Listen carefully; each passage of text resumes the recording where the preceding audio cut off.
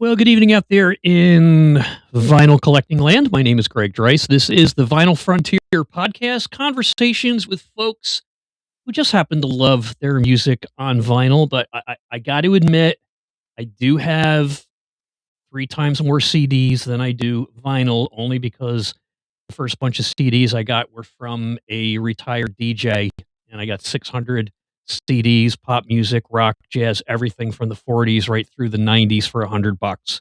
And I use those on my internet radio station for a while. But I do love vinyl, and vinyl is just the nostalgia, the being able to hold the media right there is the whole thing. We are on YouTube. You can look us up on YouTube at the Vinyl Frontier Podcast. We try to do a couple episodes a week. And tonight, Sunday night in the Northeast, we are being hammered with yet another snowstorm and more cold weather. Right around here, just south of Albany, I am sitting on the bubble between 4 to 8 inches and 8 to 16 inches.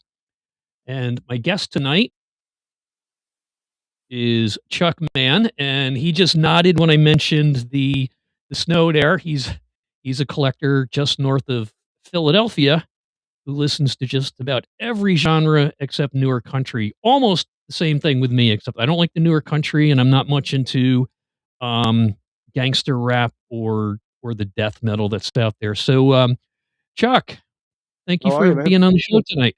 Good. Hey, thanks How's for having me on. Appreciate it.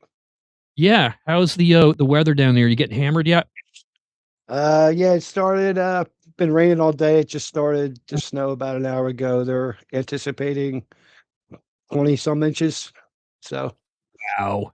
yeah. Is that a lot for your area down there? I mean, it's a lot anywhere, but is that common? Sometimes. I mean, we've had those kinds of storms before. Like we just got over one. Like the snow Yep. finally melted off the ground like 2 days ago, and Yep. now they're hammering us again. So I mean, but it's all Yep. part and parcel living up here in Pennsylvania. That's true. So, are you just north of Philadelphia? So, you up in the New York, New Jersey border, or are you closer to No, Jersey? no. I'm closer to like the Lehigh Valley Mountains, the Pocono Mountains. Oh, okay. Yeah, got it. Yeah, Okay. yeah, a little town called Souderton. Although I did grow up in a town called Bensalem, which is like right on the border of Philadelphia. So just Oh, yeah, okay. just that general area. Yep. Yeah. So, did you grow up in that area too? Yeah. I grew up in Bensalem Township, little Okay, tiny town called Trevose. Yeah. got you. So I've lived So, up in this area my whole life. yeah. So you're like me when probably if you were into music at a young age, first thing when you got home from school is you turned on the local station, whether it was now I don't know, could you get 77 WABC out of where you were down there, No, or what no, was your not big not station? not that far. So when I was a kid, a younger guy, there's two stations. It was WIOQ 102, and they were the station that had like the breakfast with the Beatles, which I'm sure you've heard Okay. syndicated Yep. throughout the Yep. way, which was a huge influence on me. And then once I started getting more into the hard rock thing, there's a Mhm. toss up between WMMR 93.3, Okay. which still goes strong, and Yep. WYSP 94.1, which is now a sports talk station, but hey, whatever. I I was a radio junkie going back to like 12 years old. I would go upstairs. We all had those little transistor radios, they're about the size of a pack With of with with cigarettes. with Me, with little strap, the wrist strap. yeah. Yeah. Or maybe if you were lucky, you had one the size of today's cell phones. And I love to listen to the stations from all over the country on Skip when it came in at night. It's the stuff, Mhm. whatever the science is, where the radio waves bounce higher off the atmosphere. And used to listen to a lot of stations in Philadelphia, Chicago. Um, I grew up in Hyde Park, which is hour and a half north of New York City. So Mhm. couldn't get too much on the FM, but back then FM was still playing elevator music. So we had WABC, the top 40 station, and 66 WNBC, and they went back and forth. As a matter of fact, when we got a chance to go meet Don Ingram one time when we were in high school, it's still a big station, and if it was 66 degrees outside, WABC would Mhm. say 65, and if it was WNBC, right? and WNBC, if it was 77 degrees, because 77 are the signal for ABC, they would not say 76. They'd say, I'm sorry, 76 or 78. So that was pretty funny. But we had started getting into rock and roll about 1976-ish when a local station in Poughkeepsie, which very small media market, New York City's number 1 in the world, LA number 2, like that, and the Poughkeepsie market just north of New York City was like out of 200 markets is like 150. But all the big rock bands came into the station WPDH, and you'd walk into their studios, and here's all the plaques from, Led Zeppelin and Supertramp and The Police. "Hey, thanks for helping us getting going." And they play in Poughkeepsie to 1,500 people because back then, there was no big place in Albany to have concerts, so you went from New York City to Montreal. Right. So, going back to our youth, do you remember the very first album or record that you bought, and where did you hear it first? Alright, so this could be a twofold answer, of course. Sure. So the first record that I ever owned, Mhm. uh, was my parents bought it for me. It was a 45, 45 single, and it was The Spinners' "Rubber Band Man." Oh, Uh, cool. yeah, we're talking way back, and Yes. yeah, no, so, and that was the first one that I owned, but the first one that I actually Mhm. went out and bought with my own money, Yep. uh, was 2 records on the same day, and this'll date Wow. me, of course. Yep. Uh, One was Kiss Destroyer and Oh, Frampton wow. Comes Alive. Frampton, Yes. Frampton Comes Alive, yeah, yeah, Yep. and I only heard That about him from neighbors, you know what I mean? There Oh, wasn't there wow. wasn't there wasn't Yep. MTV or that kinda stuff back in the Mhm. day, you know? That's another one of the, artists at the station in Poughkeepsie, New York, was had the plaque from Frampton because that made his solo career. Because he was with, I've got a couple of years on you, so I'm starting a little crispy around the edges. Um, the other band he was with was a great rock Humble band as well. Humble Pie. It was Humble Humble Pie, was it Pie, not? yes. Yeah, Humble Pie. Yep. Now when With he Steve went Marriott. solo Yep. yes. When he went solo with Frampton Comes Alive, that was huge, and that was one of the big influences on me. My first one, um, was a one-hit wonder from a band called the Hughes Corporation. It was "Rock the Boat." It was a Rock top the boat. 40, Don't tip the boat disc over, rock the boat. Hell yeah. Rock the Boat. It was a cool song, it Oh, was, yeah, for sure. R&B. Absolutely. Yep, and that's the first, 45 I bought. The first album I got, I found in a barn across the street, and it was, Crosby, Stills, Nash& and Young, Four-Way Street, um, Rare Earth that opened up like the satchel bag like it was a backpack. That was Mm, in that collection, and, Yes, Tales from Topographic Oceans. there we go. There we go. Yep, sure. So, when did you get serious about collecting? Other than, you take your Um, allowance down, you pick up oh, the latest 45. it was not too long after that because Mhm, I had a neighbor down the street by the name of Dave Kaminsky. He was probably 4 years older than me or whatever, so he was a mhm. little guitar player, and I would always walk by his house, and I would hear something coming out of his house, whether it was Oh, okay. whether it was like Black Sabbath's first record Yep.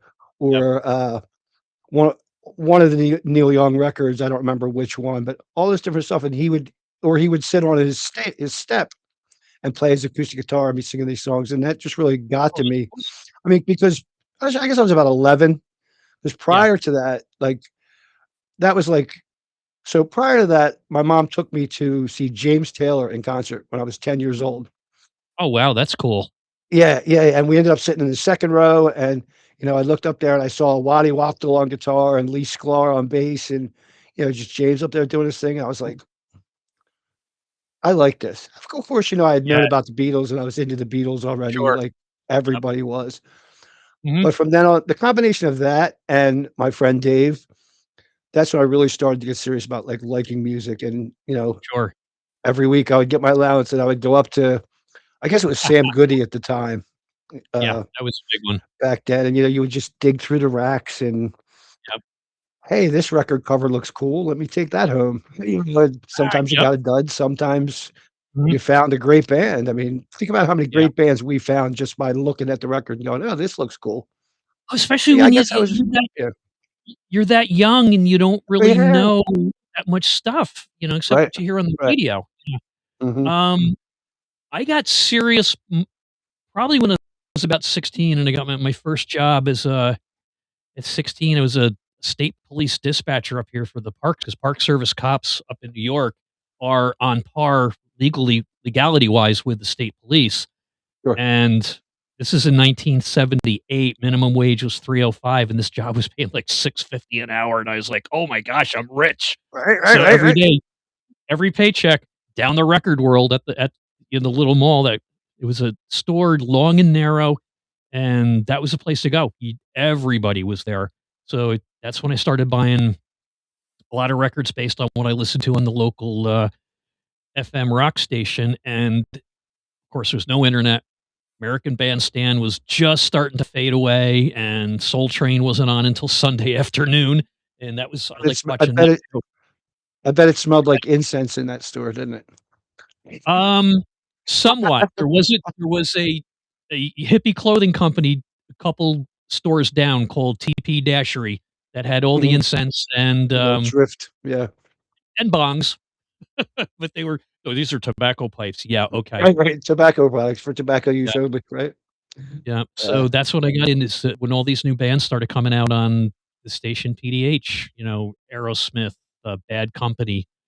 They might have been around earlier, but this station just went to progressive rock format, and they would even play the Bee Gees. Now, when because the Bee Gees were just coming out at that time of their rock and roll stuff, more like their pretty cool, whatever you want to call it, folk rock or whatever, kind of like old Fleetwood Mac before they went more Yeah, that yeah, with sound. Peter Green, right? Really, really Yeah. cool stuff.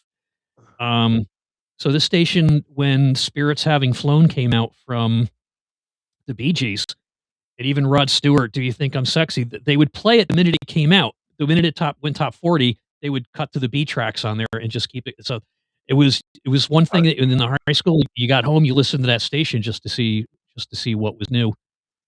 So, what are your people go go ahead. ahead, I'm sorry. I was gonna say just people nowadays don't realize, like, what the importance of radio was back then, it Mhm. was like, now Yeah. most stations, you'll hear the same 30, 40 songs in rotation, whatever, Oh, whatever, it's and horrible. yeah, Um, yeah, if it's a real classic rock station that's, like, wound as tight as an overwound watch, the playlist is like 300 songs. You're yeah, lucky to yeah, find yeah, any yeah. station these days that has 500, and Oh, yeah. you remember I mean, walking into that studio down in Poughkeepsie, and they had 5,000 albums, and you could play right, almost anything, and it was almost like being in college radio. So yeah, what I mean, what other a lot genres did you venture into after you got in started, collecting the rock bands?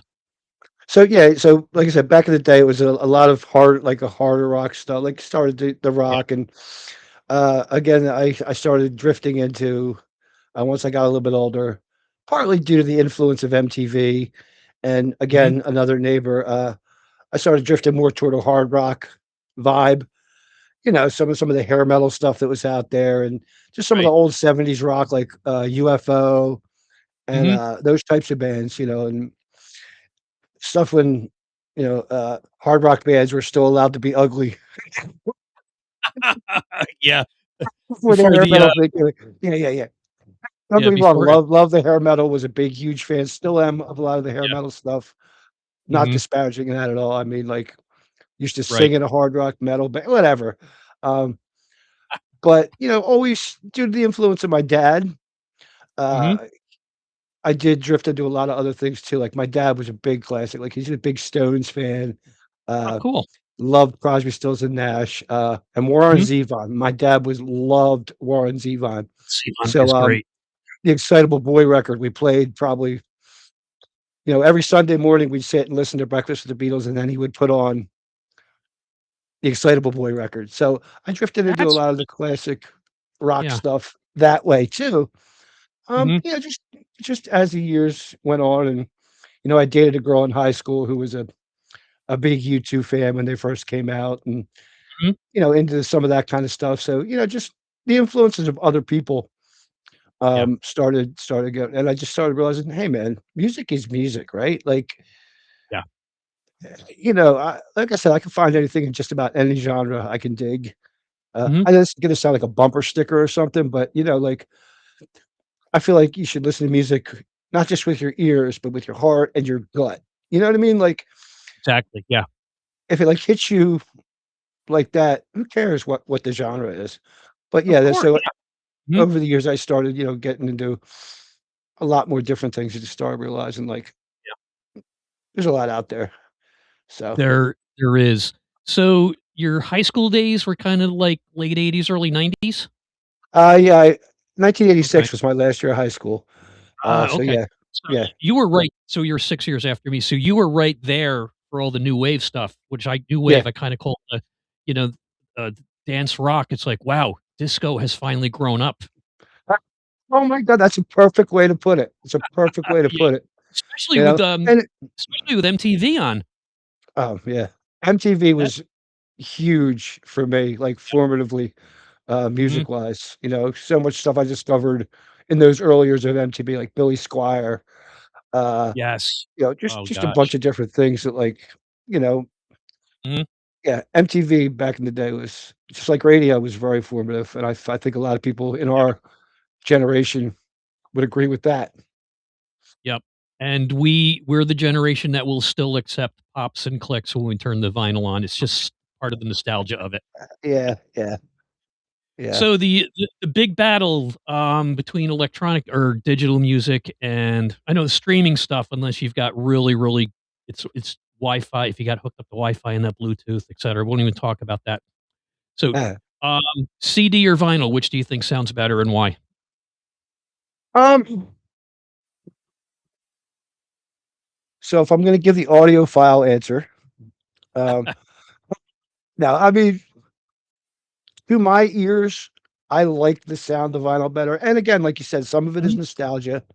Right. I mean, technically, yes, your CDs are clearer, cleaner, Mhm. they don't have that noise floor that you get with the Right. vinyl, Yep. um, but I prefer vinyl just because. But if we're talking strictly sound, yes, CDs, I would go with CDs strictly Right. sound-wise, but just for the whole experience, Yeah.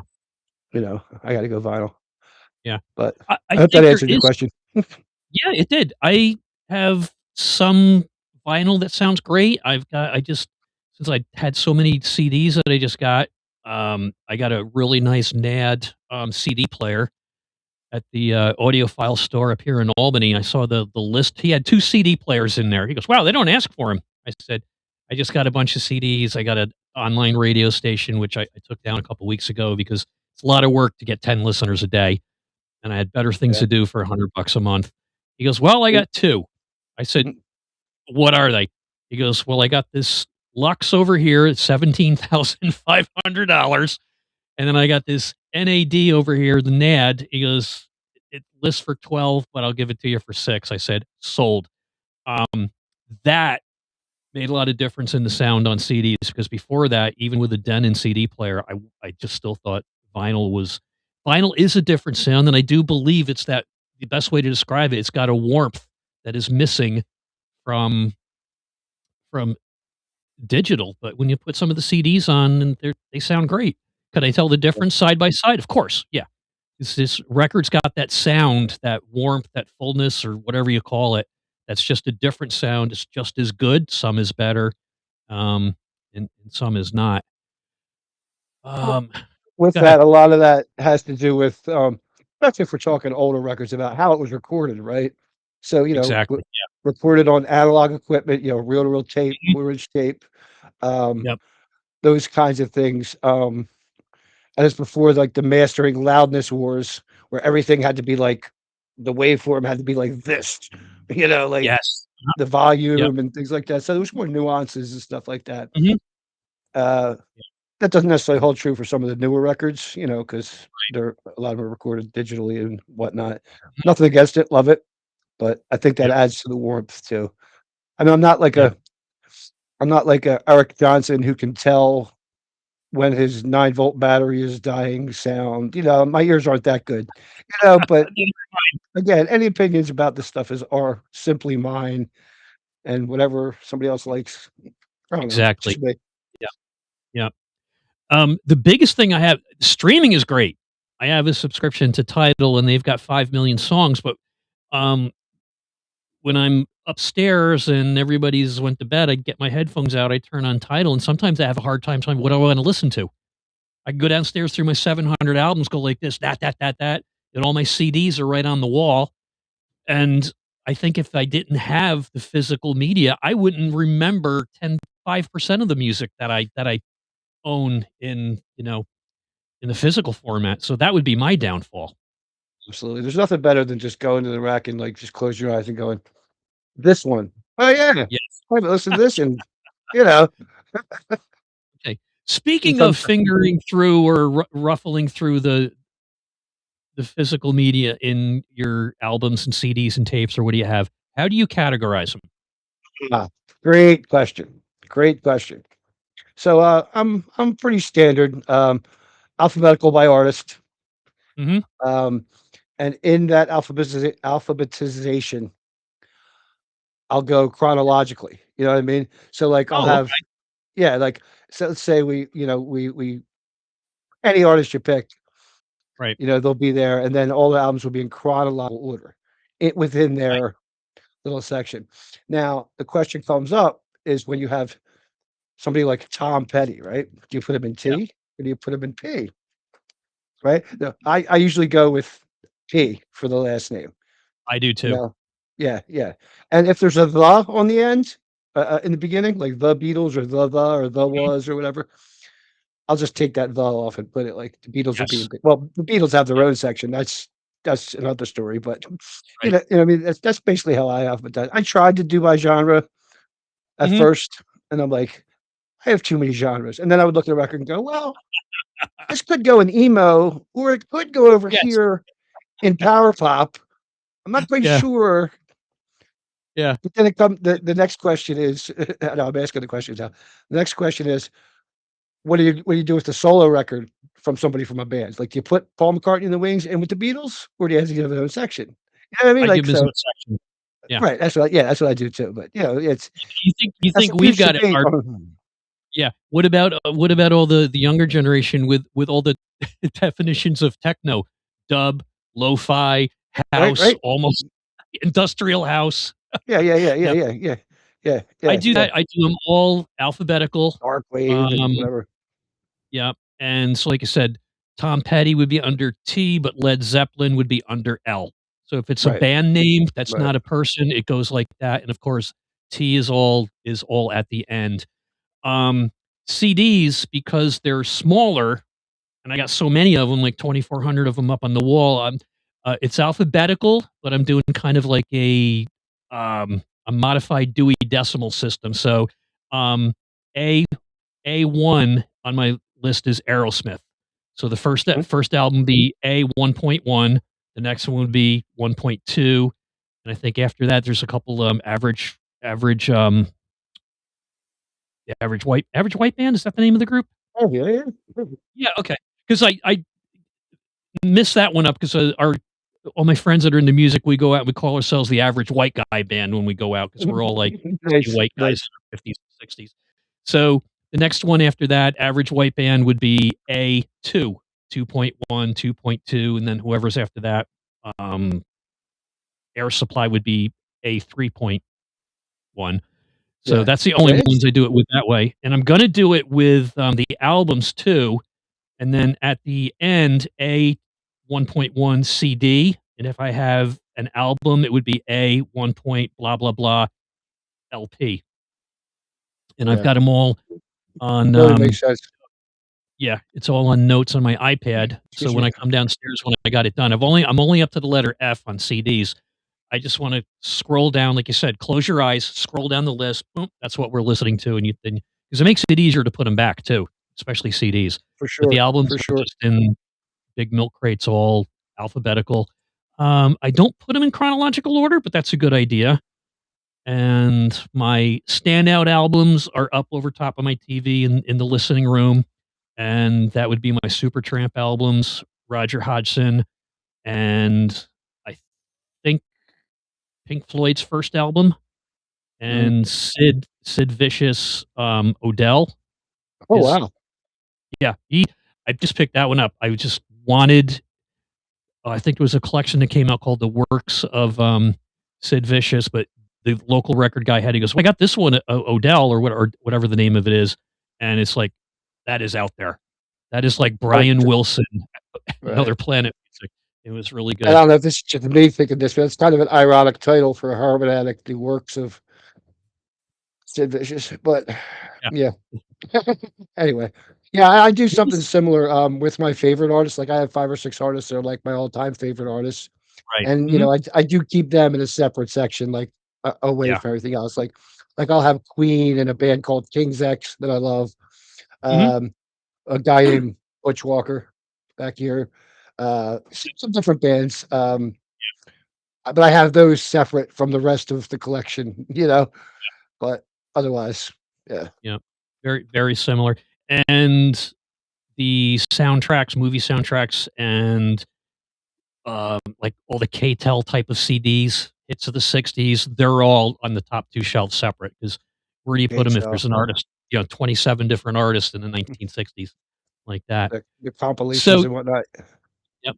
So, did you ever leave vinyl for any particular point in time, like I did, raising a I did. family or something like that? Put them all away, No, get rid of your no, audio equipment? no, no, I mean, I did get away from it, not necessarily any reason like that, basically Mm, just because, I moved away from my mother's house, from my family home, okay. left a bunch of them there, don't know whatever happened to them. Mhm. By that time, cassettes had started to be a thing, Yeah. um, so I just started buying a bunch of cassettes, which I Mm, still wish I had mhm. half of those, but I digress. Um, Yeah. and then, the cassettes got bigger and then CDs, so I really didn't think much about vinyl at that point. Right. Um, yeah, yeah. I think you mentioned something earlier that you were a singer in a heavy metal band for a while? Yeah, yeah, a local band out of Philly called No Alibi. Um, Cool.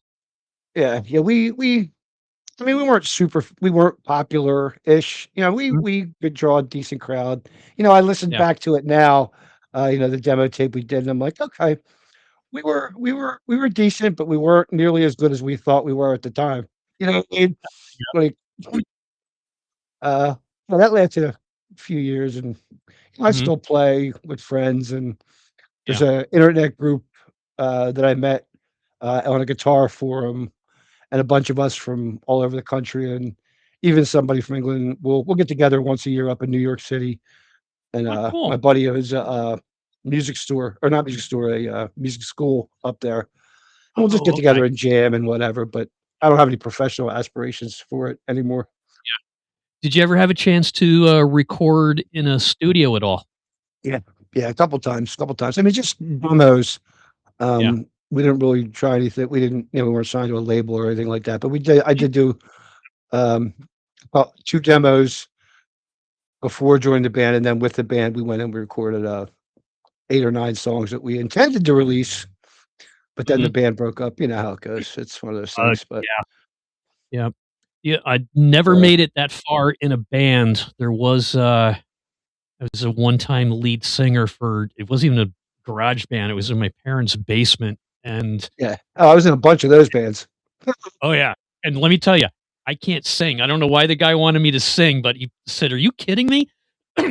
And we were he wanted me to sing at the Battle of the Bands that our high school radio station was doing, and which I was the general manager of, and I said, "I can't sing in a contest that I'm the promoter and doing it." He goes, "Sure you can." I go, "No, I can't." So we did that Yeah, for a couple of years. Yeah. I said, "No way." I says, I can't sing in your band." But the band went up yeah. there anyway, and as far as we got singing, we put Led Zeppelin on.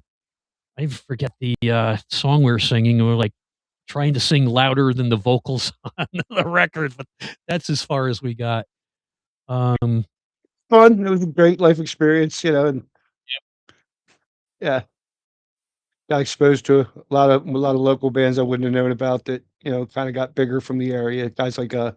Cinderella, they're from this area. Uh-huh. Hall and Oates, of course, bunch of guys from Philly, but that's a whole nother podcast. There we speaking of podcasts, we have your Oh podcast up yeah, here on the screen now. So tell me, what's the schizophrenic podcast or schizophonic? There you go. Sorry about that. What's that all about? schizophrenic. So the title came. Don't tell Nuno Betancourt, but I stole it from one of his solo records. Um, Okay. so the reason I named it that is I'd like to play very eclectic stuff, not necessarily eclectic stuff, but I Mhm. don't have one genre that I focus on, right? Like Okay. one day I'll have a hard rock show, the next time I'll have somebody doing all David Bowie covers, next time I might Right. have all female singers. So I thought schizophrenic kind of That fit makes that sense. Yeah. that idea, you know. Um, Okay. I originally started out on a company called Trendkill Radio. Mhm. My good buddy Mac Malone invited me to do that. We did that for quite a few years, and like you said, with your online radio station, it just got to be like a little expensive. Yeah. So we shut it down, and now I just kind of do it on my own. It used to be every week I would have a show, but Mhm. now it's just when it strikes me, I try to do one a month if I can. Yeah. But yeah, so now I just post it over there on Mixcloud. So yeah, it's Okay. fun. So you, if you want to hear it, you can go to Schizophonic Podcast on Mixcloud. Yeah, yeah. Has it been picked up by any of the other podcast distributors like Pocket Cast or Shoutcast that you know of? No, no, I could probably look into that, but I never really. Okay. Again, this is something I just kind of do just to keep it up, Yeah. keep it alive for myself, and if people listen to it, awesome. You Mhm. know, um, yeah. Certainly had a lot more listeners when it was on Trendkill Radio, but hey, you know, Yep. I do it more for me than anybody. You know. That's same thing with with that radio station. I had a couple of radio friends. There's 5 guys I hang out with on a regular basis that are friends of mine for like the past 50 years, and 4 of us have worked in radio at one time or another. The only time I worked in radio, I was doing local talk radio in a very small market down in Kingston, New York. Um, Very political county, and it was a lot of fun. Um, since people say, you don't sound like you're the party or what the side you're from." I said, "Why is that?" And I said, "Well, anybody on a keyboard can hide behind the keyboard, but when the mic is on, whatever you say, people hear, and you can't change what you said at that point." So I said, "I'm Right, just here to right, right. listen." Which is And why I tape my shows and edit them. You see. yeah, yep. Yeah. And I said, "Just here for the conversation." And Right, right. it was a lot of fun. Had a good time doing Yeah. it. Um, And Interesting is like they say, I've got a face for radio. oh, and it was interesting. My co-host, her name is Andy Turco Levin. She worked at CBS FM in New York with Scott Muni. She worked up here in Albany, and she worked out in Chicago. And her husband is Tony Levin from King Crimson. It's an attention Yeah. experiment So, and a million yep, other bands. and a million other bands. Yep. Now he's got a Yeah, band yeah, called the Stickmen. Yep.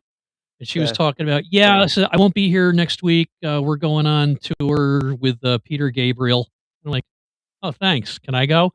And she says, I hate those long tours. I never get to see my husband. So it was a lot of fun. It was a lot of fun. Just the people you come across. Have you ever met any of your favorite artists? Yeah, I have actually. So one of my most favorite bands in the world is, and I apologize because this is going to be backwards on my camera. Nope, It's a that's band fine. it's a band I've probably seen 30 some times. Oh, wow. Um, it's a band called King's X. I've Now, heard of them.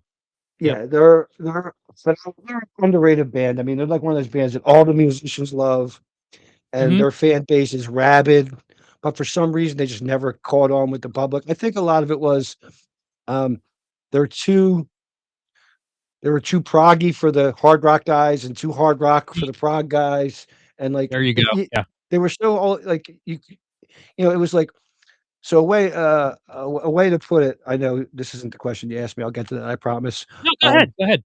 Got time. I always describe King's X as, and this wasn't my words, I read this somewhere, as if Black Sabbath, the Beatles, and Sly and the Family Stone got together and jammed, right? Cool. I know All right. sounds crazy, but if you ever hear it, Yeah.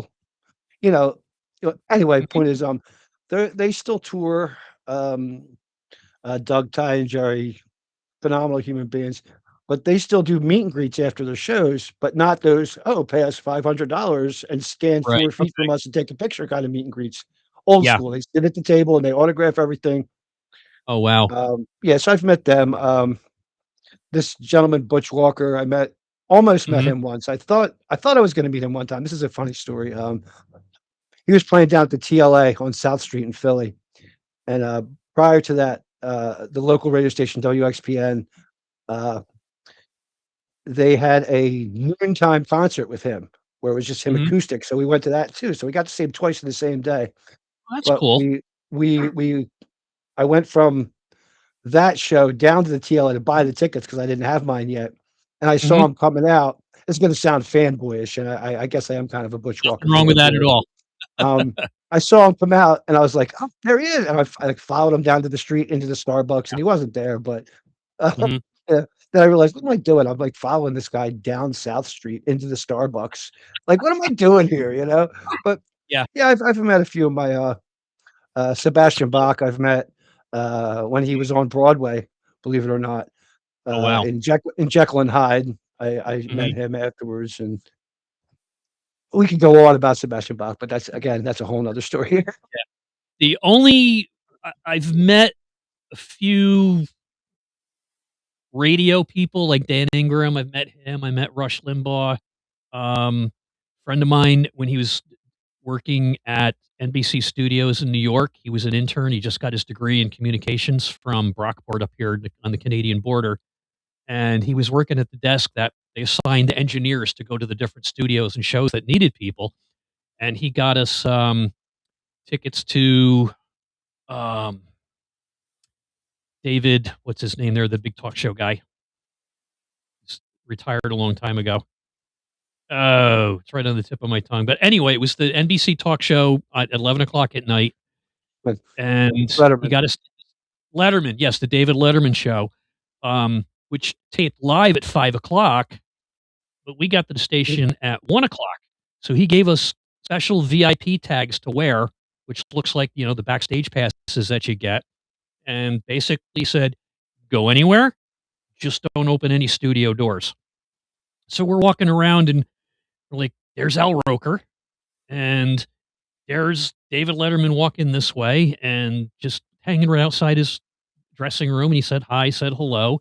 And then when this friend of ours got off work, he took us on to some of the studios. We went on the set of Saturday Night Live and just sat down and pretended we were hosting the show. And then we also got on the set of the Today Show, did the same thing, just joked around like, "Hey, what's going on in the world today?" And I think my friend, that other friend was with, he goes, "What about this one?" He goes, "No, don't even go near that." It was NBC Nightly News and they were on the air. I hope my friend was joking about opening the studio door because that wouldn't have yeah, ended well. you don't wanna go on that one. No. So, but the only artist I've met, which I'm glad I did, was February 14th, 2020 at Foxwood Casino up in Connecticut. And it was Roger Hodgson from Supertramp. Supertramp is my My band. god. Dude, And I've seen his solo that solo record he has, what's it called? Um, Eye of the damn, I Storm. can't think of it. Yes, He's got that yes, record is phenomenal. it is awesome, and Uh, he's got a couple others that I'm having a hard time finding. So, I saw Supertramp once when, Even in the Quietest Moments tour came out, saw them in Poughkeepsie, and it was sad because it was only, like it was their album right after Crime of the Century, I think, and excellent album, and they just didn't fill the place. And then, of course, I wanted to see them on Breakfast in America, and I think I was 17 or 18, close to 18, And a friend of mine wanted to take me out to Binghamton, out that way to see him. My mother says, "You're not driving that far to see a rock and roll concert." And it's like, and then they broke up a couple years later. But I did manage to see Roger Hodgson up here at the Egg in Albany, and then that night over there at Foxwoods. And it was kind of eerie because there was this thing called COVID that was just coming in on the radar, and nothing was going on there. But Roger Hodgson, he was 69 at that time, and the security guard came around and basically dumped about a half gallon of hand sanitizer on your hands before you went back to see him. And he Right. made sure that you did it once again. He said wasn't going to sign any autographs, but shook hands and talked with you for a couple minutes. And that was like, bingo. And then 2 weeks later, the world ended as we knew it. And he's no longer touring. I don't believe he did a few more Right. tours and then everything shut down for a year. So that was my claim to fame, getting to meet him. So you mentioned Holy Grail or White Whale. What is your Holy Grail album that you found or are still looking for? Uh, Again, I could answer both those questions actually. Currently, and I missed this on Record Store Day last year. Mhm. It's a band that I love. Again, an underrated band that not a lot of people know. I mean, you might know their one hit Disneyland, that was pretty big on MTV. I'm talking about Mhm. a band called Dada and their record Puzzle. I've heard of Um, it. Mhm. yeah, if you listen, if you YouTube the song Disneyland or whatever, you'll be like, "Oh, Mhm. yeah, that song. I know that song." Ah, It was on MTV. yeah, You know, only available on vinyl from, like, Indonesia or some crap like that, like, for right. years, and then it came out, I think 1,000 copies on Record Store Day, Mhm. and I wasn't able to get out that day, and I'm like, "Ah, somebody will have it online, I can get it," and Yeah. now it's going for, like, 125 hours Oh at the my gosh. least, and I'm Yeah. just like, "Ah, one of these days, I'm just gonna have to break down and buy it." Yeah. Um, you know, who knows? So that's my Mhm. current white whale. Yep. Um, I had a couple other ones that I got before, like, I'm a big Skid Row fan, talk about the hard rock, Mhm. Yeah. stuff, and their 3rd record, Subhuman Race, Mhm. was super hard to find, and I tried for years to find it. Matter of fact, when I first got into collecting again, um, I had a copy of some Metallica picture disc or something. And I took it to Mhm. the record store and I saw they had a copy of Subhuman Race there. And I'm like, "Oh, can I trade this for that?" And they're like, it was like $150 for the record. And they were like, "Well, we'll give you Wow. $25 for that." You know what I mean? So like, I'm like, whatever. And Yeah, you want I'm like, I can't justify spending $125 on a record. You know, that's ridiculous. Again, I was newer. I've since yeah. spent $125 on records and Okay. maybe even more on a record or two. Um, and I was like, you know what? I'm going to go get it. And I went back to get it and it was gone. Wow. And I never saw it again, and eventually, I used to belong to, some record groups, on Mhm. Facebook, some of the Yep. vinyl groups and stuff, which is probably how I ran into you, I guess, um, Yep. and somebody had a copy of it, Oh, cool. and I scored it, and I was just ecstatic, that was one, a Yep. band called Saigon Kick, their first 2 albums that took me Mhm. forever to find, Familiar with them. I haven't um know the name. yeah. Yeah, Cool. another one of those bands that had a huge ballad, and that was like their death knell, not their death knell, but like, people know them by the ballad, and so they don't know how good the rest of the stuff is. But, Yeah, that happens a um, lot. yeah, I mean, so you have a bunch along the Mhm. way, and then, you got some. I guess they're not technically white whales, but, you got your those few 2 or 3 records that you wish they were on vinyl. You're just waiting for somebody to Yeah, release them or come out of that's vinyl. true. I got a few of those, like, Nuno Bettencourt from Extreme, who I mentioned Mhm. before. Right. He had a project called Drama Gods, Oh, wow. and the record was called Love, and it's impossible to find even on CD, Mhm. so I wish that would come out on record. The band Extreme, Waiting for the Punchline, I Yeah. wish that would come out in vinyl. A band called Caroline Spine, um, they got 2 records I wish would come out of us. You know, there's a couple of those too. So I guess technically they're holy grails too, but Yep.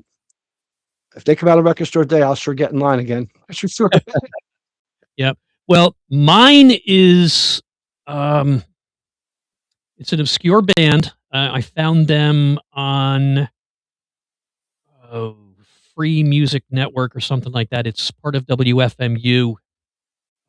It's a freeform college radio station type of thing, and it's a band called Trailer Bride. And the Trailer way Park. they describe themselves is I'm North writing this down Carolina right now. North Carolina folk punk. Trailer North Bride. Carolina Good, folk. good stuff. You can find them on Tidal, but try to find the album is kinda tough. So that would be my even a CD, I'd be looking for that, and I've been looking and can't find it. If you like that kind you look into 'em, I'm just like, "Oh, this is really good." Yeah. It's catchy, it's gritty, um, it's, it's grunge banjo music, for lack of a better term, and the lead singer, she's awesome, and the songs they're really good. So, Are well, are we they are kinda similar we're are they kinda similar to, good. like, the Beat Farmers or something like that, if you know them?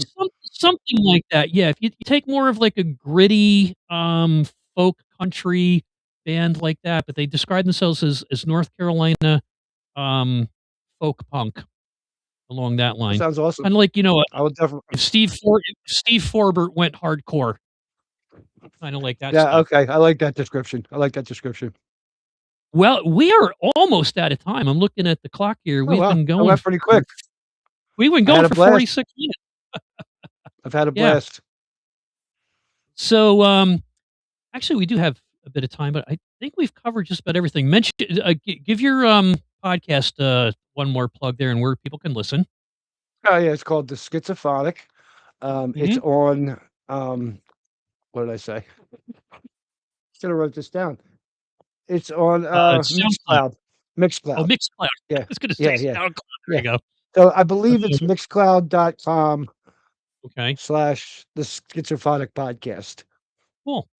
Yeah, And once you post this, I can put a link underneath for people if okay. they want. Yeah, and like I said, I'll put it on the, Facebook page too, or you can jump on there and drop it in if you like. Yeah. That's open to the public there. Any words of wisdom for someone that's out there collecting? What do you suggest they go for? Whatever you want, man. Like, if don't my advice to people is, yeah, it's nice to buy stuff off Amazon and, Yeah. or to buy it off the website or whatever. Um, Mhm. my advice to people, get to the stores, dig through the racks, you Yeah. know, and even if you've never heard it, if you like the cover, get it. You know, I'm not gonna lie, I'll buy records off Amazon if I can't find them, but there's no greater thrill to me or advice than to get out there and get dusty. Get on your knees, get under the, you know what I mean? Like, get into the $2 bins underneath the rack. Like, Yep. just find stuff, man. You'll be surprised what you find, um, out there Where doing that. where did you find your biggest the most amount of albums for the least amount of money? Where did you score your biggest thing on buying, like, a whole bunch of stuff? Uh, I would say, the Princeton Record Exchange in Princeton, New Jersey, which I Mhm. don't know if you've ever been. Phenomenal store. They get stuff in all the time. I don't remember Cool. exactly how much I spent, but I know I came out of there. It was probably one of my biggest shopping excursions and come across some stuff that I had never seen before and some really good Mhm. prices on stuff. And I mean, they weren't near mint copies of stuff, but Oh, sure. I call myself a collector, but I'm more of a player than a collector, if that makes sense. I'm not the guy that needs Yes. every pressing of Bowie's Diamond Dogs, or like, Right. and then not to say that that's bad if that's your thing, but Of course. that's not for me. I need one Yeah. pressing of the album that I can listen to and I'm good, you know? Mhm. Yep. Ideally the original pressing or, not a repress, but, Yep. sometimes that's all you can get is the repress. I don't know. Yeah. That Like I that was said the in the day, I found a copy of Blind Melon Soup before the re-release was on that oh, day. awesome. Yeah, Yeah. it was at the time, I don't remember what I spent, but that was probably the most I ever spent on a record in one Mhm. spot or at one time, but worth it at the time. And of course, they were released it about 3 weeks later, so I was like, "Damn, but whatever."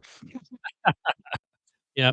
My biggest score, there was a guy up, uh, in an old industrial town north of here called Mechanicsburg, about 45 minutes from me, Mhm, mhm. and he had a box of like a DJ's case. The CDs were not in their clamshells, they were in the little vinyl holders because it was a DJ that played at, parties and stuff, and I says, "How many are in here?" I opened it up, I start he goes, "Yeah," he goes, "There's 2 in each one." You get 620 CDs for 120 bucks, and of the It's awesome. 620, there were only a few duplicates and a couple junky ones, and they were anything from stuff you would play at weddings and parties from the '40s, um, all the dance stuff, big band stuff, disco, hard rock, popular rock, right on up to the 1990s, and that was like, I go, "How much you want for this?" He goes, "$100." The case alone's Wow. worth 100. Tell you what, I said, "I'm gonna Couldn't give you 120 because I don't wanna feel bad leaving here." So that was my couldn't get your wallet out quick enough for sure. oh my gosh, yeah. A couple other guys had some albums. I've gotten 50, 60 albums for 70, 80 bucks, on a whim. Most of those all came from Facebook Marketplace, and that's where I Yeah. get a lot of them. We have a little shop up here, which I always plug, called, Spike's Records in Catskill, New York. Small store, very neat, always new stuff coming in, always rearranging everything, and the guy is like a walking dictionary on music. He's a city, and he knows. I was going through the Mississippi blues. I go, Leadbelly. He goes, "You know Leadbelly?" I said, "I love Leadbelly." Started talking about, man, I knew him, and he has a story where he almost made it famous, but he wouldn't wouldn't do something they wanted him to do, and so he never made it big. But he just kept to his blues. Well, Chuck, I Yeah. want to say thanks a lot. This has been a blast. No So problem. go Do ahead. do you mind if I just, mention my 2 favorite record stores real quick? Give those guys a No, shout go out right real ahead. quick, if you don't We mind? still have there's still a couple minutes cushion, but I just wanted to throw it out there so we don't just go boop at 60 minutes. Yeah. Go ahead. Fair, fair, fair. So, there's 2, and the one I've been shopping out since I was a kid, it's called Positively Records in Mhm. Levittown, PA. Um, I was a huge Bob Dylan fan, named it after Positively 4th Street, the whole 9 yards, Oh, great one. Uh, and there's another one that's a little more local to me called Siren Records in Doylestown, PA. So if you guys are mhm. anywhere in the Bucks County area and wanna check any of those record stores out, please do. It's great. Appreciate you Yeah, having and, me on today, man. sure thing, and if you go on the, Facebook thing, leave a comment, put the names of the record stores there. I'm sure they'd love the plug. Excellent, We're just excellent. getting going here, but we're getting traction. So tonight's guest has been Chuck Mann, north of Philadelphia, and I'm checking some friends around here. It looks like the storm is gonna starting to miss us. We were at 8 to 16, and now we're at 8 to 12, and a friend about an hour south of here was 12 to 16, and it's all the way down to 4 to 8 inches, so maybe you'll luck out, but my son on Long Island, he's halfway out on the island, he's still gonna get 2 feet, so, Yeah, a friend of um, mine down at the Jersey Shore was telling me that she's gonna get, like, 2.5 feet. yeah, and it's not like the Yeah, last storm here. That last one was light and fluffy. This stuff is heavy, yeah. so, What do they call it, hey, a heart Chuck, attack thanks. snow or something? Yes, so, yeah, even that last one, even though it was, fluffy snow, I went out 4 times during the storm to shovel it because when you pick up 18 inches of fluffy snow, if it's had wind that's backing it down, it gets heavy. So, you gotta go out tomorrow, drive safe. If not, tell your friends about this podcast. It's gonna be up later on tonight. I'm gonna go grab another actually, I'm gonna have, some of my, um, pear vodka or cordial. There you Have a go. little bit of shot of that because Perfect, I ran out of beer. perfect.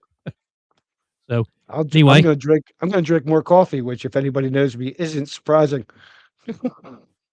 I usually drink 2 pots a day. I started roasting my own, a couple of years ago, Oh, and my it's man. half the price and twice as good. Tell you what, I'm message me your address, and next time I roast, I'll send you down an 8-ounce bag of my, Oh, dude, I would love that. I would love that. That's awesome. cool, awesome. Hey, take care, and, you come across any great records or stuff like that, and you wanna be a guest again and come on and just shoot shoot the pool for a little bit, we'll be glad to do that. This has been great. Chuck Mann from north of Pennsylvania. Make sure you check north of Philly. Make sure you check out his cast and all that stuff. And Wednesday night, Kyle Beller will be my guest on February 25th. He's new to the area. He's a records music. He's got a studio. He's a collector, and he came across this podcast as advertising on the local page. So he'll be on. Charles Edwards, a music critic, former record store owner, and radio DJ. He'll be on here Thursday night. And just waiting to finalize Jeff Samancic, a good friend of mine for the last 50 years. Guy's got thousands and thousands and thousands of records and CDs. I call him the musicologist. He's a walking encyclopedia of music, and he'll be coming on soon. It's going to be hard to fit 50 years of music with the boys into 1 hour. So you can tune into the Vinyl Frontier podcast on YouTube at the Vinyl Frontier podcast. If you want to be a guest or find out more information, you can look us up on YouTube, leave a message there, look us up on the Facebook page as well as Instagram. Love to have you as a guest, whether you have 5 albums or 5,000, a $5 record player or a $5,000 record player. It's all about the music. Every record has their story, so why not share yours with the world? Chuck, hope you weather out this storm fine and keep going on that coffee and send me your address and I'll send you the next time I roast. Hi, my friend. Thank you for having me on. I've had a blast. You have a great night. This will be up on YouTube shortly, probably in about an hour. All right. Thank Good you, night. sir. Have a good night.